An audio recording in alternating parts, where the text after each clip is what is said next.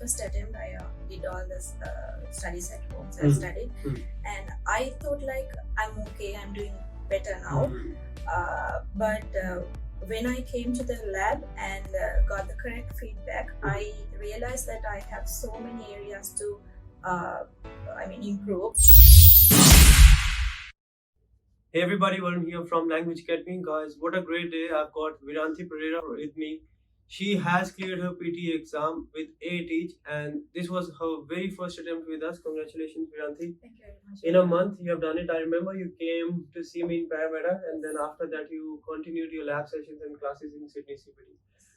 What do you take out of the exam? What do you take out of your journey? Because before this attempt, you have taken the exam once before as well, right? And you told me that you tried everything in there as well, but you were studying by yourself. What do you think was the difference this time as compared to the previous exam, which helped you to get this score? Yes, first of all, thank you very much, Varun, and the Sydney LA team for supporting me and all the motivation. And I think practice and the correct feedback is the most important one. And in my first time, I did all the practice at home. I self-studied, and when I started to practice in the lab, it was a huge difference because when I did my first attempt in the exam environment, I was like shocked with all the noises and all. I have heard that people you can hear all the people talking and all, but I was like, oh my god, why are they shouting? So in the lab, everyone is doing their tasks, and I got the ability to focus on my screen and do my task correctly. So I think that is very important, and you have to just follow the plans and the tasks given by the tutors, and you'll be fine. You have to get the correct feedback as well. That's right. Very important point that environment is very important, because when you just go and sit for the exam, it is not that typical exam that is everyone will be doing the work quietly. Everyone will be in their own pace. Everyone will be on. Someone will be speaking loud. Someone will be speaking fast, and your mind is not focused on what you are doing, but focus on what others are doing, right? Yes. So it's very important that you practice in a similar environment so that you get used to it, get used to the fact that doesn't matter what happens around you, you need to focus on your screen and perform the best of your ability. Feedback. How important is the feedback when it comes to speaking section, writing section? Because you told me that you were practicing a lot of speaking before as well.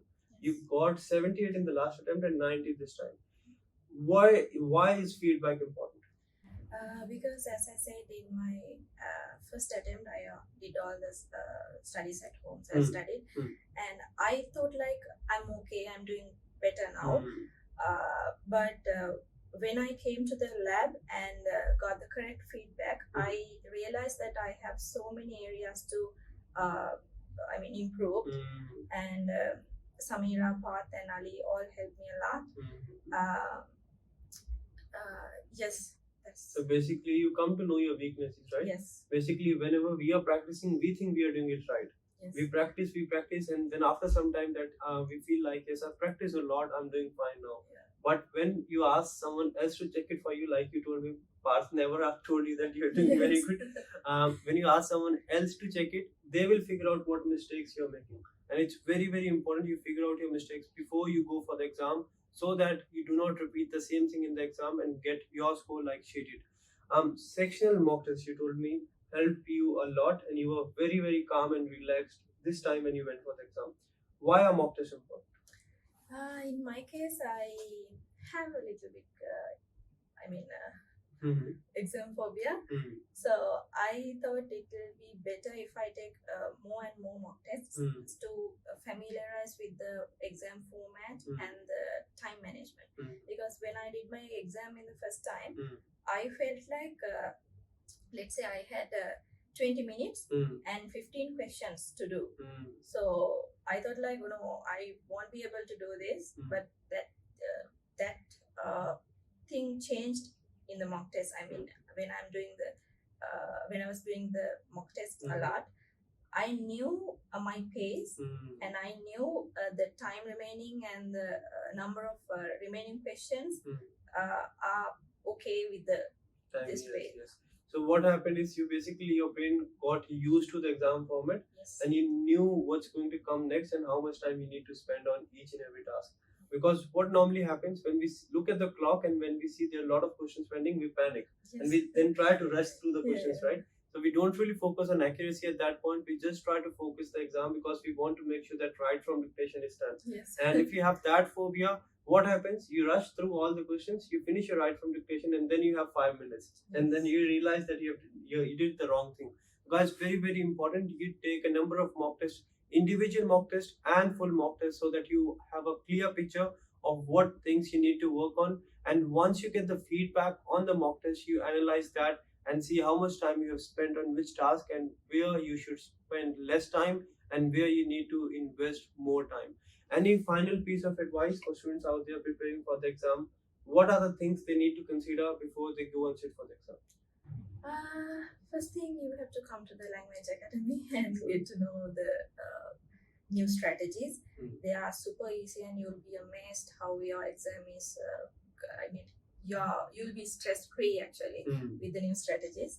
So practice a lot, do more section mock tests, and get the correct coaching and do exactly what your tutor said. You'll be fine. That's right. Thanks for that. Guys, very important. You have the right direction, because if you're following a strategy or if you're following any template or format, there's never nothing wrong with any of the format, but it's more about how to use that particular strategy.